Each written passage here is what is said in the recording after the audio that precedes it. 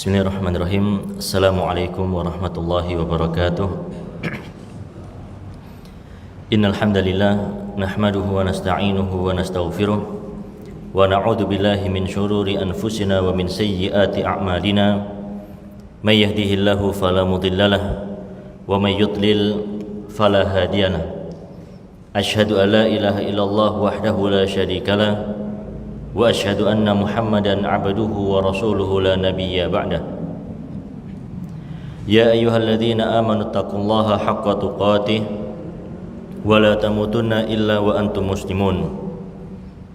Ya ayyuhan nasu taqu rabbakum alladzi khalaqakum min nafsin wahidah wa khalaqa minha zawjaha wa bassa minhuma rijalan katsiran wa nisaa'a wattaqullaha alladzi tasaaluna bihi wal arham innallaha kana 'alaikum raqiba. Ya ayyuhalladzina amanu taqullaha wa qulu qawlan sadida yuslih lakum a'malakum wa yaghfir lakum dhunubakum wa may yuti'illaha wa rasulahu faqad faza fawzan 'azima. Amma ba'd, fa inna asdaqal hadithi kitabullah wa khairal hadi hadi Muhammadin sallallahu alaihi wasallam wa syarrul umuri muhdatsatuha wa kullu muhdatsatin bid'ah wa kullu bid'atin dhalalah wa kullu dhalalatin finnar. Ma'asyiral muslimin, para jamaah sekalian, Bapak dan Ibu yang semoga senantiasa diberikan rahmatnya oleh Allah Subhanahu wa taala. Pertama-tama marilah senantiasa kita ucapkan puji syukur kita kepada Allah Subhanahu wa taala yang dengan limpahan nikmat, rahmat dan hidayah yang Allah curahkan, Allah berikan kepada kita semuanya di sini, sehingga Allah pun memudahkan langkah kaki kita untuk bisa melakukan amalan-amalan kebaikan, amalan-amalan ketaatan, dan yang paling utama adalah, atau ketaatan yang paling agung adalah seorang dimudahkan oleh Allah Subhanahu wa taala untuk menuntut ilmu, karena ilmu inilah sumber dari segala kebaikan. Ilmu adalah sumber dari segala kebaikan, baik itu kebaikan untuk di dunia kita ataupun kebaikan nanti untuk di akhirat kita. Maka senantiasa kami wasiatkan kepada diri kami pribadi, demikian pula kepada para jamaah sekalian, untuk terus kita senantiasa bersemangat di dalam menuntut ilmu. Walaupun hari demi hari sudah kita lewati, majelis demi majelis sudah kita hadiri, namun kebutuhan seorang hamba terhadap ilmu itu tidaklah cukup kecuali sampai dia sudah mati. Maka ma'asyiral muslimin rahimani wa rahimakumullah, apabila kita mungkin sudah Allah mudahkan untuk ringan melangkahkan kaki ke majelis ilmu, jangan sampai pula kita lupakan orang-orang terdekat kita, baik itu orang tua, mungkin karib kerabat, tetangga, terkhusus mungkin keluarga kecil kita, anak dan istri, atau yang ibu-ibu juga mengajak suaminya. Maka ini adalah suatu kebaikan dan bahkan merupakan pokok segala kebaikan, entah itu kebaikan di dunia ataupun kebaikan di akhirat. Tidak ada kebaikan sedikit pun bagi orang-orang yang dia tidak mau menuntut ilmu. Makanya menuntut ilmu para jamaah, walaupun mungkin kita sudah bosan, namun hal itu tetap harus kita hilangkan. Kita harus melatih untuk meninggalkan perkara-perkara keburukan. Ada waswas syaitan menuntut ilmu gitu-gitu saja. Sudah pernah belajar kitab tauhid dengan Ustadz Fulan misalnya, sudah pernah hadir di kajian Ustadz Fulan, bahkan membahas kitab yang sama, ustadznya sama, kitabnya sama, masjidnya pun juga sama. Namun ini tetaplah perkara-perkara yang sekali lagi perlu untuk kita tolak, karena kebutuhan seorang hamba terhadap ilmu itu tidak berhenti kecuali sampai dia mati. Tidak ada yang bisa menjamin kita akan istiqamah di atas hidayah. Tidak ada yang bisa menjamin kita akan istiqamah di atas hidayah. Salah satu cara untuk seorang merawat hidayah yang Allah berikan pada dirinya adalah dengan dia menuntut ilmu syar'i, yang dengannya dia terhindarkan dari berbagai macam syubhat, yang dengannya pula seorang terhindarkan dari berbagai macam syahwat, ya. Mulai malas sholat berjamaah, ya, mulai malas membaca Al-Quran, mulai malas, ya, melakukan amalan-amalan sunnah, ya, puasa Senin Kamis ditinggalkan misalnya, ya. Maka ini adalah perkara-perkara yang penting untuk kita hadir di majelis ilmu, ya. Terkadang, ya, berapa banyak amalan-amalan yang dahulu kita lakukan, ya, tidak kita lakukan lagi karena mungkin kesibukan, ya, mungkin lupa, ya, dan seterusnya. Namun dengan kita menghadiri kajian demikian, ya, menghadiri majelis-majelis ilmu, akhirnya kita ingat, oh iya, saya dahulu pernah melakukan amalan A, amalan B, namun saat ini sudah lupa, saya tidak mengerjakan, maka saya akan mulai lagi. Nah, inilah pentingnya untuk seorang hadir di kajian ilmu, ya. Bahkan para jamaah sekalian rahimani wa rahimakumullah, di antara pentingnya seorang hadir di majelis ilmu adalah memang untuk, ya, ibaratnya untuk diseneni, Pak, ya. Apa itu diseneni, ya? Di hari Senin kan, ya, bukan, ya. Untuk dimarahi, ya. Karena terkadang kita ini manusia, ya, yang terkadang luput, ya, terkadang malas, ya, terkadang aras-arasan, ya. Maka butuh orang-orang yang mengingatkan kita akan pentingnya akhirat, mengingatkan kita akan pentingnya beramal, mulai mengingatkan kita apabila kita mulai jauh dari Allah Subhanahu wa taala. Dan inilah yang mungkin atau yang tidak didapatkan oleh orang-orang yang tidak menuntut ilmu, ya. Makanya para jamaah sekalian rahimani wa rahimakumullah, apabila kita termasuk di antara orang-orang yang mungkin sudah lama menuntut ilmu, ya, maka kita syukuri, ya. Dengan kita bersyukur, insya Allah Allah akan menambahkan hidayah yang lebih, Allah akan memberikan nikmat yang lebih, ya. Namun kalau mungkin kita termasuk di antara orang-orang yang mungkin, ya, hadir ke majelis ilmu ini sudah Senin Kemis, Pak, ya, sudah mirip puasa, ya. Seminggu cuma mungkin hadir 2 kali, ya, atau bahkan cuma 1 kali, ya, atau bahkan cuma setengah kali, ya. Bagaimana setengah kali, Pak? Hadir, ya, kajian setengah kemudian hilang, ya, tidur, ya. Nggak sampai 1 kali, nggak jangkep, ya. Maka ini adalah di antara hal-hal yang perlu untuk terus kita ingatkan para jamaah, karena di zaman saat ini, ya, dengan berbagai mudahnya media-media untuk kita menuntut ilmu, terkadang kita malah mulai meremehkan ilmu tersebut, ya. Dahulu, ya, orang-orang yang mungkin mengenal dakwah sunnah di awal-awal tahun 2000-an, ya, ataupun yang setelahnya, ya, di mana kita jumpai kajian sunnah masih sangat sedikit, ya. Tidaklah ada di suatu kota kajian sunnah, mungkin hanya sekitar hitungan jari saja. Namun terkadang, ya, dengan sedikitnya majelis-majelis ilmu, majelis-majelis sunnah tersebut, ya, terkadang semangat ini lebih tinggi, Pak, ya. Banyak sekali cerita-cerita dahulu yang terkadang seorang itu ingin menuntut ilmu itu sampai pindah ke Sidoarjo sana misalnya, ingin menghadiri daurah, ya, ingin hadir majelis ilmu, ya, harus dari Surabaya paling selatan ke Surabaya paling utara ke Setai Ali misalnya, ya. Maka ini adalah nikmat-nikmat yang terkadang ketika sedikit, ya, kita merasakan nikmat, ya.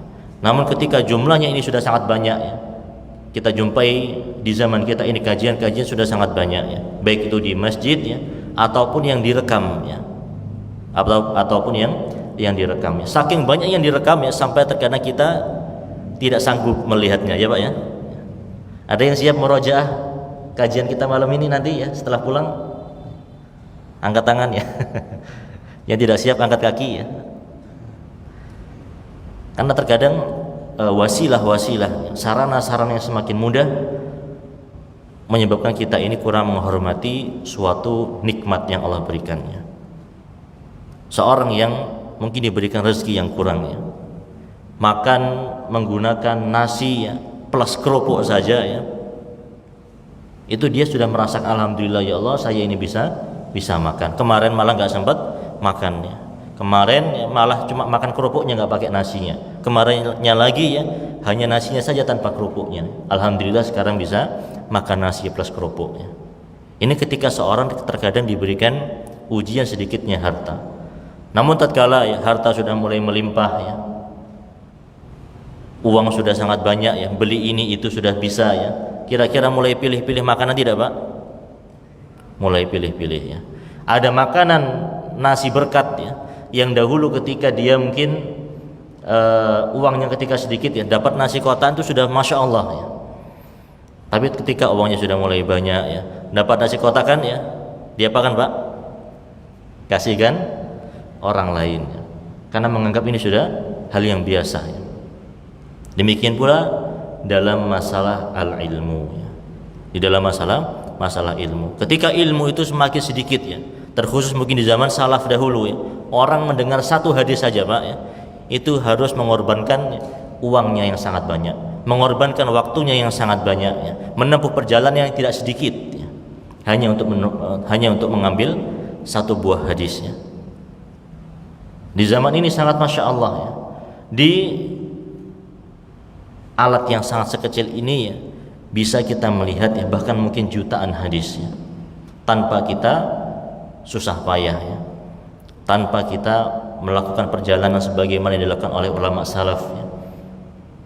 Nah terkadang wasilah-wasilah sarana yang sedemikian terhamparnya di zaman kita ini ya, itu yang terkadang menjadikan kita ini kurang menghargai al-ilmu ya. Makanya kita banyak-banyak berdoa kepada Allah Subhanahu wa taala supaya tetap diberikan nikmatnya bermajelis ilmu Pak ya. Karena kalau seorang sudah Allah tanamkan nikmat hadir di majelis ilmu ya, itu kok tidak hadir ya, itu rasanya gatel ya, pingin hadir ya. Makanya kita banyak-banyak berdoa kepada Allah Subhanahu wa taala agar diberikan nikmat manisnya menuntut ilmu ya, nikmat bisa mengamalkan ilmu ya, itu adalah nikmat yang sangat agung yang Allah berikan kepada seorang hamba ya. Kemudian para jamaah sekalian rahimani wa rahimakumullah, insyaallah pada malam hari ini kita akan kembali melanjutkan pembahasan kita pada kitab At-Tauhid ya, dan di bab Asy-Syafa'ah ya. Di bab syafaat kemarin kita belum menyelesaikannya. Di bab Asy-Syafa'ah kemarin ya, kita sudah sebutkan beberapa hal yang berkaitan dengan syafaat. Di antaranya adalah kita sebutkan masalah pengertian dari syafaat. Apa itu pengertian syafaat Pak? Apa? Rekomendasi ya. Dijelaskan oleh Syekh Muhammad bin Shalih Al-Utsaimin ya, syafaat maksudnya adalah at-tawassutu lil ghairi bi jalbi manfaatin aw daf'i madarrah ya. Menjadi perantara bagi orang lain agar orang tersebut ya, memperoleh manfaat atau terhindar dari madarat ya. Inilah yang dimaksud dengan syafaat ya. Kita memintakan untuk orang lain ya kebaikan atau memintakan untuk orang lain agar orang lain tidak tertimpa madarat. Itulah yang dinamakan dengan asy-syafa'ah. Kemudian di sini penulis menyebutkan beberapa dalil ya. Dalil pertama yang beliau sebutkan adalah firman Allah pada surat Al-An'am ayat yang ke-51, wa anzir bihil ladzina yakhafuna an yuhsyaru ila rabbihim laisa lahum min dunihi waliyyun wala syafi'un la'allahum yattaqun. Allah berfirman, dan berikanlah peringatan dengan apa yang diwahyukan itu kepada orang-orang yang takut akan dikumpulkan oleh Tuhan mereka atau oleh Allah Subhanahu wa taala pada hari kiamat, sedangkan mereka tidak memiliki seorang pelindung dan tidak pula memiliki seorang pemberi syafaat selain Allah Subhanahu wa taala, la'allahum yattaqun, agar mereka masuk menjadi orang-orang yang bertakwa ya. Di ayat yang mulia ini Allah Subhanahu wa taala menjelaskan atau menolak syafaat-syafaat yang diberikan atau yang diklaim dari selain Allah Subhanahu wa taala. Allah menjelaskannya bahwasanya syafaat itu adalah milik Allah Subhanahu wa taala, dan hal ini Allah Subhanahu wa taala tegaskan di dalil berikutnya yang dijelaskan oleh pengarang, yaitu pada surat Az-Zumar ayat yang ke-44. Allah Subhanahu wa taala berfirman, "Qul lillahi syafa'atu jami'an." Ya. Katakanlah sesungguhnya syafaat itu hanyalah milik Allah Subhanahu wa taala. Ya. Dan sudah kita jelaskan pada pertemuan sebelumnya bahwasanya beda ya antara syafaat yang dimiliki oleh penguasa-penguasa di dunia ini dengan syafaat yang Allah Subhanahu wa taala miliki ya. Kemarin sudah kita sebutkan Pak ya, beda antara syafaat yang dimiliki raja, presiden ya, menteri ataupun yang semisalnya ya dengan syafaat yang Allah miliki. Bedanya di mana? Halo? Bedanya di mana?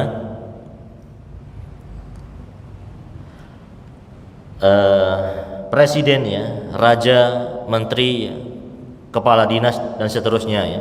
Mereka memiliki di dunia ini Pak ya. Di dunia ini mereka bisa memberi syafaat bagi orang lain tidak? Bisa ya. Memiliki kerabat ya.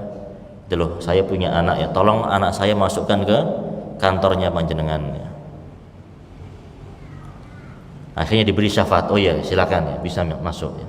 Ini ya untuk urusan-urusan di dunia ya.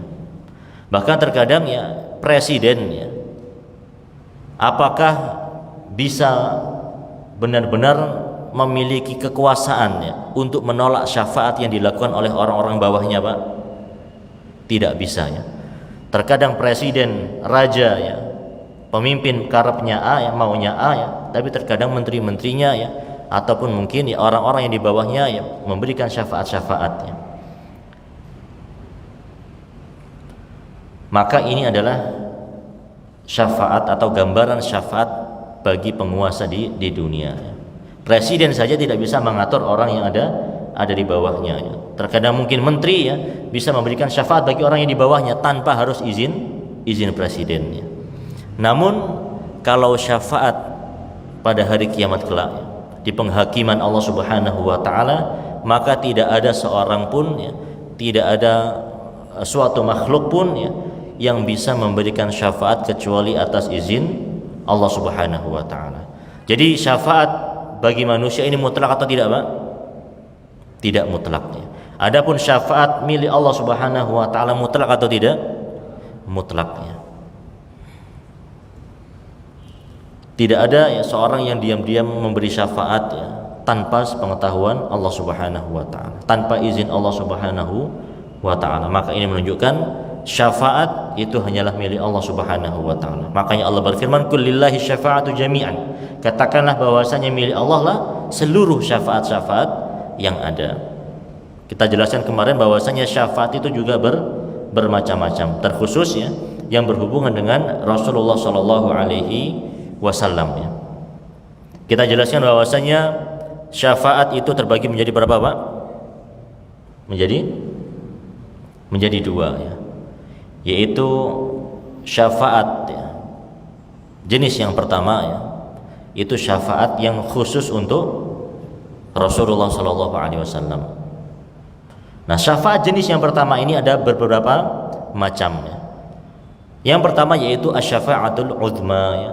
Syafaat yang paling agung yang dimiliki oleh Rasul sallallahu alaihi wasallam. Tatkala umat manusia datang kepada Nabi Adam ya, meminta syafaat tidak bisa ya. Kepada Nabi Nuh meminta syafaat tidak bisa. Terus ya kepada Nabi Ibrahim ya, kepada Nabi Musa, Nabi Isa ya, tidak bisa semua kecuali Rasulullah sallallahu alaihi wasallam ya. Maka itulah yang dia menamakan dengan asy-syafa'atu al-'uzma ya. Kemudian syafaat yang kedua yang khusus untuk Rasulullah sallallahu alaihi wasallam ya, yaitu syafaat Rasul ya, bagi penduduk surga agar mereka bisa masuk ke dalam surga ya. Ini adalah khusus juga kepada atau khusus milik Rasulullah sallallahu alaihi wasallam. Tatkala manusia sudah melewati as-sirat, maka mereka mendapati pintu surga itu tertutup ya. Tidak ada yang bisa membukanya kecuali setelah datang Rasulullah sallallahu alaihi wasallam ya. Rasul berdoa kepada Allah agar dibukakan, maka dibukakanlah pintu surga dan masuklah para penduduk surga ke dalam surga.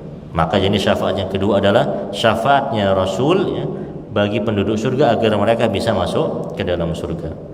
Kemudian yang macam yang ketiga, jadi dari jenis yang pertama tadi adalah syafaatnya Rasul sallallahu alaihi wasallam kepada paman beliau ya, yang bernama siapa Pak? Abu Thalib ya. Di mana seharusnya ya, paman Rasulullah sallallahu alaihi wasallam itu mendapatkan azab yang sangat pedih ya. Namun Rasulullah sallallahu alaihi wasallam ya, memberikan berdoa kepada Allah Subhanahu wa taala ya, memintakan agar pamannya ini diberikan pengurangan di dalam azab ya. Sehingga Abu Thalib nanti ya dikenakan atau dipakaikan baginya sepatu atau sandal yang sangat panas, yang dengan sandal tersebut yang mendidihlah otaknya, wal'iyadu billah. Maka ini adalah gambaran azab yang ringan di dalam neraka jahanam, wal'iyadu billah. Kemudian jenis yang kedua ya, kalau tadi jenis yang pertama ya. Jenis yang kedua yaitu syafaat yang umum yang bisa dilakukan oleh Rasul ataupun kaum muslimin secara umum ya. Syafaat yang dimiliki oleh Rasul atau kaum muslimin secara umum ya. Ini ada beberapa macam. Yang pertama ya, yaitu asy-syafa'atu fi man istahaqqan nar alla yadkhulaha ya. Syafaat bagi seorang yang harusnya dia masuk neraka ya, namun dia tidak jadi masuk neraka karena mendapatkan syafaat. Baik itu syafaat dari Rasul atau syafaat dari orang-orang yang beriman ya. Ini macam yang pertama.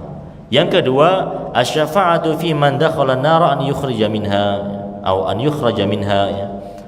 Syafaat yang kedua yaitu syafaat bagi orang yang sudah masuk neraka ya, namun dikeluarkan oleh Allah lantaran syafaat-syafaat tersebut, lantaran syafaat dari Rasul ataupun lantaran syafaat dari orang-orang yang beriman ya. Kemudian yang ketiga, macam yang ketiga dari jenis yang kedua tadi yaitu asy-syafa'atu fi raf'i darajatil mu'minin ya. Syafaat untuk bisa menaikkan derajatnya orang-orang yang beriman ya. Untuk bisa menaikkan derajatnya orang-orang yang beriman di surga ya. Maka ini juga syafaat umum yang dimiliki oleh Rasul sallallahu alaihi wasallam dan orang-orang yang beriman ya. Kemudian berikutnya ya, kita baru membahas dua dalil ya kemarin. Sekarang kita masuk ke pembahasan berikutnya yaitu dalil yang disebutkan oleh pengarang pada surat Al-Baqarah ayat yang ke-255. Allah Subhanahu wa taala berfirman, "Man dzalladzi yashfa'u 'indahu illa bi'idnih." Ada pada ayat apa ini, Pak? Man dzalladzi yashfa'u 'indahu illa bi'idnih. Pada ayat kursi. Quran surat Al-Baqarah ayat, kayaknya sudah ada ikhtilaf Pak ya. Ayat yang ke-255 ya. Allah berfirman, "Man dzalladzi yashfa'u indahu illa bi'idnih." Dan tidak ada yang dapat memberi syafaat di sisi Allah tanpa izin darinya. Tidak ada yang bisa memberikan syafaat di sisi Allah tanpa izin dari Allah Subhanahu wa taala. Inilah beda tadi kekuasaan Allah Subhanahu wa taala dan kekuasaan makhluk-makhluknya. Kekuasaan Allah itu bersifat mutlak ya. Ada kekuasaan makhluk ya, bahkan syafaat yang mungkin mereka miliki itu pun bersifat tidak mutlak. Dijelaskan oleh Syekh Muhammad bin Shalih Al-Utsaimin, wa afadatil ayatu annahu yushtaratu lisyafa'ah idzullahi fiha likamali sultanihi jalla wa ala. Dari ayat yang mulia ini ya kita bisa mengambil pelajaran bahwasannya syafaat itu syaratnya adalah harus mendapatkan izin dari Allah Subhanahu wa taala. Syarat dari syafaat harus mendapatkan izin dari Allah Subhanahu wa taala. Berbeda dengan yang kita contohkan tadi Pak dari makhluk-makhluk ya. Terkadang menteri bisa memberikan syafaat orang di bawahnya ya, tanpa seizin dengan rajanya, tanpa seizin dengan presidennya misalnya. Adapun syafaat yang Allah Subhanahu wa taala miliki ya, tidak mungkin bisa seperti itu. Ketika Allah tidak memberikan izin maka tidak mungkin syafaat tersebut bisa berjalan ya. Dan ini menunjukkan sempurnanya kekuasaan Allah Subhanahu wa taala dibandingkan kekuasaan makhluknya. Kekuasaan makhluk itu ya, muqayyad ya, atau tidak mutlak. Adapun kekuasaan Allah adalah kekuasaan yang sangat mutlak. Fa innahu kullama kamula sultanul mulki fa innahu la ahad yatakallamu indahu walau kana bi khairin illa ba'da idnihi. Karena semakin sempurna kekuasaan seorang hamba atau semakin sempurna kekuasaan seorang raja, maka akan sulit orang itu bisa berbicara di sisinya. Seorang raja terkadang dengan kekuasaan yang dia miliki, itu orang yang mau ngomong di sebelahnya Pak, kalau tidak biasa itu pun tidak bisa keluar kata-katanya. Demikian pula dalam hal syafaat. Tentu Allah Subhanahu wa taala yang kekuasaannya lebih utama. Tidak mungkin ada seorang kelak pada hari kiamat yang bisa berbicara memintakan syafaatnya kecuali atas izin Allah Subhanahu wa taala. Kecuali atas izin Allah Subhanahu wa taala. Mau ngomong saja akan kesulitannya. Kecuali apabila Allah Subhanahu wa taala telah memberikan izinnya.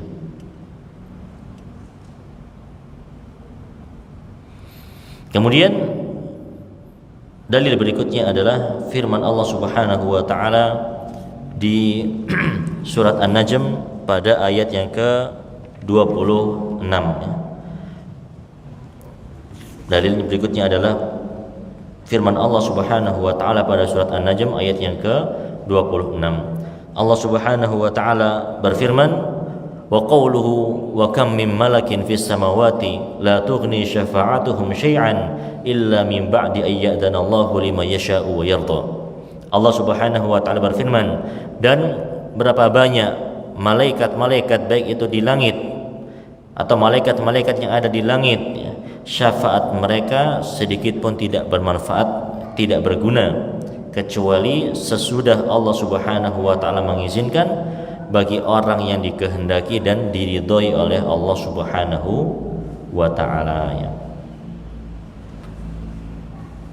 Maka dari sini para jamaah sekalian rahimani wa rahimakumullah, di ayat yang mulia ini Allah sudah menekankan Pak, Allah menekankan bahkan malaikat sekalipun tidak bisa memberikan syafaat di sisi Allah kecuali atas izin dari Allah Subhanahu wa taala bagi orang-orang yang Allah kehendaki dan orang-orang yang Allah Subhanahu wa taala ridhoi. Fa qawluhu illa min ba'di ayyadanallahu liman yasha' wa yarda. Maka firman Allah Subhanahu wa taala kecuali sesudah Allah izinkan dan sesudah Allah kehendaki bagi orang-orang yang Allah ridhoi. Falis syafa'ati syartannya. Maka dari sini kita bisa mengambil pelajaran bahwasanya syarat syafaat itu ada dua. Syarat syafaat itu ada dua. Apa saja Pak? Izin Allah. Nah, sudah kita sebutkan yang pertama, dan yang kedua ridha Allah Subhanahu wa taala. Yang pertama yaitu al-idnu minallah Subhanahu wa taala. Sebagaimana yang Allah firmankan tadi, tidak bisa malaikat di langit memberikan syafaat kecuali setelah Allah mengizinkannya. Maka syarat syafaat yang pertama adalah dengan izin Allah Subhanahu wa taala. Atau yang disebutkan dalam penjelasan lain, idnullahi li syafi'an yashfa'. Allah mengizinkan bagi orang yang memberi syafaat untuk bisa memberi syafaat. Karena tidak semua orang bisa memberi syafaat. Hanya khusus orang-orang yang Allah Subhanahu wa taala izinkan. Ini syarat yang pertama. Syarat yang kedua yaitu adalah ridha Allah Subhanahu wa taala bagi orang yang diberi syafaat. Yang kedua yaitu ridha Allah Subhanahu wa taala bagi orang yang diberikan syafaat. Yang pertama tadi izin bagi yang memberi syafaat agar dia bisa memberi syafaat. Yang kedua adalah ridha Allah bagi yang diberi syafaat agar bisa diberi syafaat. Ini adalah syarat dari syafaat yang dijelaskan oleh Allah Subhanahu wa taala. Maka syafaat yang tidak memenuhi dua syarat ini itu merupakan syafaat yang batil. Syafaat yang tidak sesuai dengan dua syarat ini adalah syafaat yang batil. Kemudian Syekh Al-Utsaimin rahimahullah menjelaskan wa hadhihi al-ayah fi siyaqi bayani butlani uluhiyatil Lati wal Uzza, ya. Dan ayat yang mulia ini, ya, kalau kita melihat di ayat-ayat sebelumnya, ya, itu berbicara mengenai kebatilan dari orang-orang yang beribadah kepada Lata dan Uzza, ya.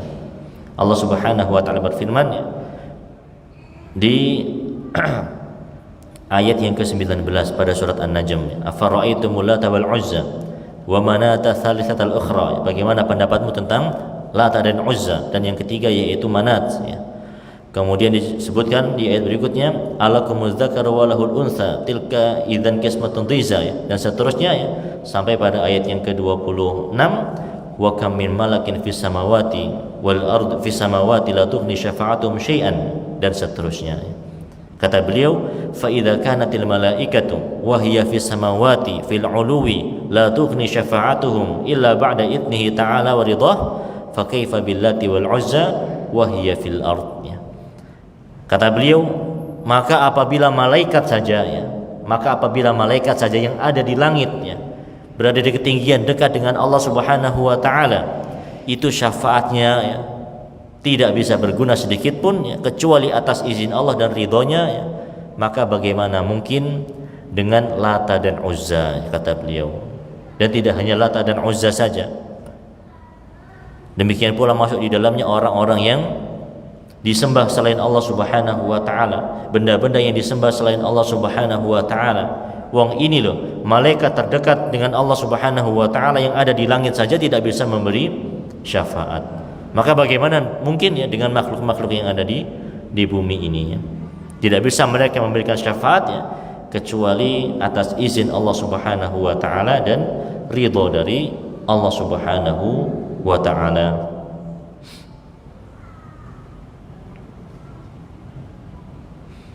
Kemudian disebutkan oleh pengarang firman Allah Subhanahu wa taala berikutnya pada surat As-Saba ayat yang ke-22 dan ayat yang ke-23.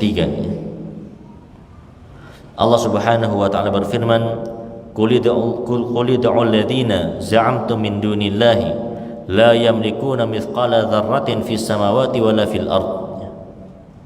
Allah Subhanahu wa taala berfirman, katakanlah, serulah mereka yang engkau anggap sebagai tuhan-tuhan selain Allah.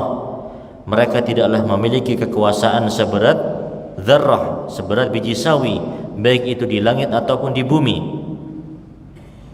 Wa ma lahum fihi min syirkin wa ma lahum minhum min dhahir, dan mereka tidak mempunyai sesuatu saham pun di dalam penciptaan langit dan bumi. Sekali-kali tidak ada yang di antara mereka yang menjadi pembantu bagi Allah Subhanahu wa taala. Kemudian penulis menyebutkan ucapan dari Al-Imam Abul Abbas. Siapa yang dimaksud dengan Abul Abbas di sini, Pak? Dijelaskan di footnote-nya di sini, ya. Qala Abul Abbas, ya. Telah berkata Abul Abbas. Siapa Abul Abbas? Yaitu Taqiyuddin Abul Abbas Ibnu Taimiyah, ya. Atau yang biasa dikenal dengan Ibnu Taimiyah, ya. Ibnu Taimiyah, ya, namanya siapa, Pak? Namanya Ibnu Taimiyah siapa? Tidak tahu, Ustaz, ya. Saya pas lahiran tidak ikut akikahnya, ya. Siapa namanya Ibnu Taimiyah? Ahmad bin Abdul Halim, ya. Disebutkan di sini, ya, Ahmad bin Abdul Halim bin Abdus Salam bin Abdullah An-Numairi Al-Harrani Ad-Dimashqi, ya. Beliau, ya, lebih dikenal dengan Abul Abbas Ibnu Taimiyah, ya, atau juga lebih dikenal dengan Ibnu Taimiyah, ya. Beliau menyebutkan, ya, qala Abul Abbas, ya. Berkata Al-Imam Ibnu Taimiyah rahimahullah, nafallahu amma siwahu kullama yata'allaqu bihi al-musyrikun, ya. Allah Subhanahu wa taala telah menyangkal, ya, segala sesuatu, segala hal yang dijadikan pondasi bagi orang-orang musyrikin. Allah Subhanahu wa taala telah membantah itu semua. Allah Subhanahu wa taala telah menolak itu semua. Fanafa an yakuna li ghairihi mulkun aw qistun minhu, ya. Maka Allah Subhanahu wa taala menyatakan menolak tak seorang pun selain Allah yang bisa mempunyai kekuasaan atau sebagainya atau menjadi pembantu Allah Subhanahu wa taala. Di ayat-ayat yang kita sebutkan ya, terkhusus pada Quran surat Saba ayat yang ke-22 dan ke-23 ini ya, Allah Subhanahu wa taala menolak berbagai macam dalil ya, yang digunakan oleh orang-orang musyrikin ya. Menolak berbagai macam argumen-argumen yang mereka sampaikan bahwasanya ada kekuasaan selain Allah ya. Ada orang-orang yang bisa memberikan syafaat ya, dengan tanpa izin Allah Subhanahu wa taala, maka ini semua Allah Subhanahu wa taala tolak. Walam yabqa illa syafa'ah, dan adapun tentang syafaat ya, maka telah ditegaskan oleh Allah Subhanahu wa taala ya, fabayyana annaha la tanfa'u illa liman adina lahu rabb ya. Maka Allah menjelaskan bahwasanya syafaat ini tidaklah bermanfaat kecuali bagi orang-orang yang Allah Subhanahu wa taala berikan izinnya. Kama qala, sebagaimana yang Allah firmankan di dalam surat Al-Anbiya ayat yang ke-28, wala yashfa'una illa liman irtadha, dan mereka tidaklah bisa memberikan syafaat kecuali bagi orang-orang yang telah Allah Subhanahu wa taala ridhoi. Fahadhihi syafa'ah allati yadhunnuha al-musyrikuna hiya muntafiyatun yaumal qiyamah. Maka syafaat-syafaat yang disebutkan oleh orang-orang musyrikin itu adalah syafaat-syafaat yang ditolak ya, di dalam ayat-ayat Al-Qur'an. Syafaat-syafaat yang batil ya. Kama nafahal Qur'an wa akhbaran Nabi sallallahu alaihi wasallam, sebagaimana yang ditolak oleh ayat-ayat Al-Qur'an yang kita sebutkan tadi sebelumnya. Demikian pula sebagaimana yang disabdakan dikabarkan oleh Rasulullah sallallahu alaihi wasallam, annahu ya'ti fayasjudu li rabbih wa yahmaduhu la yabda'u bi syafa'ati awwalan. Sebagaimana yang dikabarkan oleh Rasulullah sallallahu alaihi wasallam di dalam pembahasan masalah syafa'atu al-uthma. Di dalam pembahasan masalah syafa'atul uthma, tatkala seluruh nabi ya tidak bisa memberikan syafaat kepada manusia, maka yang bisa memberikan syafaat hanyalah Rasul ketika itu. Tentunya setelah mendapatkan izin dari Allah Subhanahu wa taala. Nah, tatkala Rasul diberikan izin oleh Allah memberikan syafaat ya, maka Rasul sallallahu alaihi wasallam ya, beliau tidak langsung memberikan syafaat. Ya Allah, syafaatku ini itu tidak ya. Namun apa yang beliau lakukan ya, summa yuqal lahu irfa' ra'sak wa qul yusma', atau sebelumnya annahu ya'ti fayasjudu li rabbih wa yahmaduh ya. Maka beliau tidak langsung memberikan syafaat Pak ya. Tapi ya, beliau datang kepada Allah, sujud kepada Allah, memuji Allah Subhanahu wa taala, tidak langsung memberikan syafaat.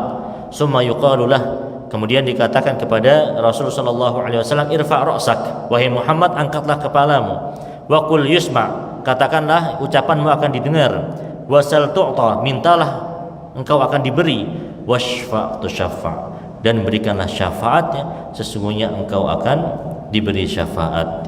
Ini menunjukkan bahwasanya makhluk pun ya, para jamaah ya, sekelas Rasulullah SAW tidak bisa langsung memberikan syafaat ya, kecuali atas izin dari Allah Subhanahu wa taala ya. Maka bagaimana dengan berhala-berhala yang disembah selain Allah Subhanahu wa taala? Maka tentu ini adalah berhala-berhala yang tidak bisa memberikan syafaat sedikit pun ya. Nanti akan kita jelaskan ya mengapa ya, penulis menyebutkan dalil-dalil demikian ya. Kita azan terlebih dahulu ya.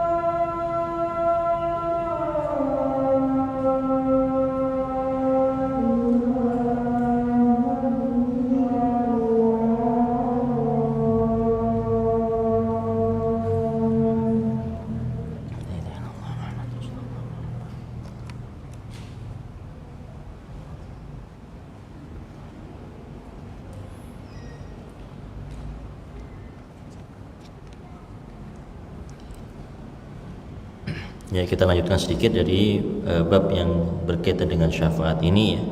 Kemudian Al-Imam Ibnu Taimiyah rahimahullah, beliau menyebutkan hadis yang diriwayatkan oleh Al-Imam atau sahabat yang mulia Abu Hurairah radhiyallahu anhu. Beliau pernah berkata, bertanya kepada Rasulullah sallallahu alaihi wasallam, "Ya Rasulullah, man as'adun nasi bi syafa'atika yaumal qiyamah?" Wahai Rasulullah, siapakah manusia yang paling beruntung, manusia yang paling berbahagia mendapatkan syafaatmu kelak pada hari kiamat ya. Maka Rasulullah sallallahu alaihi wasallam bersabda, "Man qala la ilaha illallah khalisan min qalbi." Yang paling berbahagia, beruntung mendapatkan syafaatku kelak pada hari kiamat adalah orang-orang yang mengucapkan la ilaha illallah ikhlas dari dalam hatinya. Dan ini adalah inti dari dalil-dalil yang disebutkan oleh penulis pada bab yang berkaitan dengan syafaat ini.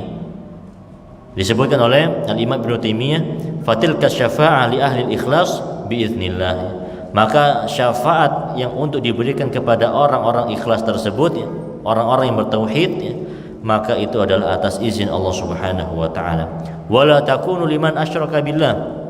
Dan syafaat-syafaat tersebut tidak mungkin diberikan bagi orang-orang yang menyekutukan Allah Subhanahu wa taala dan berbuat kesyirikan. Wa haqiqatuhu anna Allah Subhanahu huwa alladhi yatafaddalu ala ahli al-ikhlas. Dan hakikatnya ya, dengan adanya syafaat ini ya, Dengan adanya syafaat ini, itu hakikatnya adalah Allah ingin memuliakan orang-orang yang mereka ikhlas, ya. Mereka bertauhid kepada Allah dengan ikhlas. Inilah di antara hikmah mengapa adanya syafaat para jamaah, ya. Sekiranya Allah ingin mengampuni seorang hamba, ya, tidak pakai prosesi syafaat, ya, bisa tidak, Pak? Bisa, ya. Langsung saja tidak pakai syafaat, langsung Allah ampuni semua manusia, bisa, ya. Namun Allah memberikan syafaat, ya, memberikan izin untuk seorang memberi syafaat bagi orang lain, itu di dalamnya ada hikmah. Apa hikmahnya? Hikmahnya adalah Allah ingin menunjukkan inilah orang-orang yang Allah berikan izin, mereka adalah orang-orang yang mulia, ya. Mereka diberikan izin khusus untuk bisa menyelamatkan orang lain, untuk bisa memberikan syafaat kepada orang lain. Demikian pula inilah keutamaan bagi orang-orang yang ahli tauhid, orang yang ikhlas mengucapkan la ilaha illallah dari hatinya. Mereka mendapatkan syafaat dari Allah Subhanahu wa taala. Maka Allah ingin mengangkat derajat orang yang memberi syafaat dan orang-orang yang diberi syafaat. Fayaghfiru lahum biwasitati du'ai man udhina lahu an yashfa. Maka Allah mengampuni manusia-manusia tersebut, ya, dengan perantara doa dari orang-orang yang diberikan izin untuk memberikan syafaat, liyukrimahu wa yanalal maqamal mahmud. Tujuannya adalah agar Allah memuliakan mereka, ya, dan agar dia bisa memperoleh derajat yang Allah Subhanahu wa taala puji. Fasyafa'atu allati nafaha al-Qur'anu maka nafiha syirkun. Maka syafaat-syafaat yang ditolak di dalam ayat Al-Quran itu adalah syafaat yang di dalamnya ada kesyirikan. Walihada asbata syafa'ata bi'idnihi fi mawadhi'a.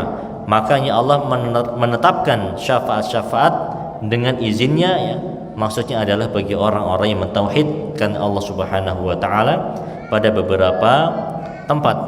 Waqad bayyana Nabi sallallahu alaihi wasallam annaha la takunu illa li ahli al-ikhlas wa tauhid, ya. Dan Rasul telah menjelaskan bahwasanya syafaat tersebut, ya, tidak bisa diberikan, ya, kecuali bagi orang-orang yang ahli tauhid, ya, ikhlas kepada Allah Subhanahu wa taala. Ini adalah ucapan dari Al-Imam Ibnu Taimiyah.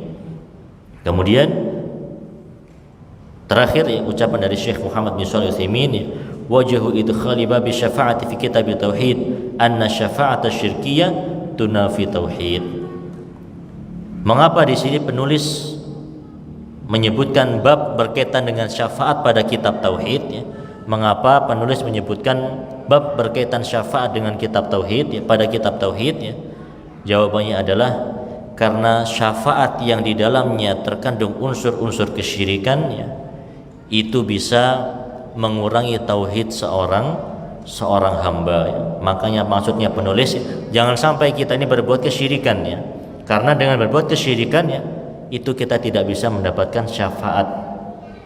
Dengan berbuat kesyirikan seorang tidak bisa mendapatkan syafaat. Wal bara'atu minhu wa haqiqatu tauhid, ya.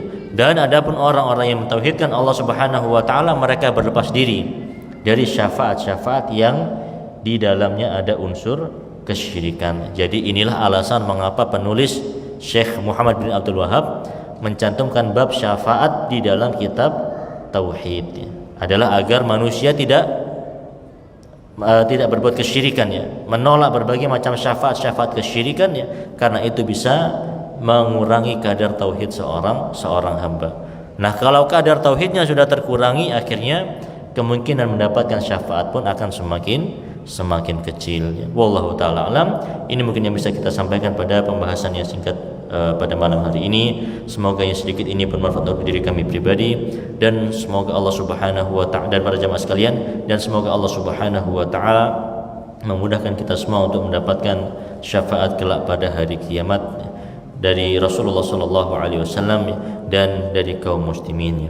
Kita tutup dengan doa kafaratul majlis. Subhanakallahumma bihamdika asyhadu an la ilaha illa anta astaghfiruka wa atubu ilaik. Jazakumullahu khairan dan barakallahu fikum. Assalamualaikum warahmatullahi wabarakatuh.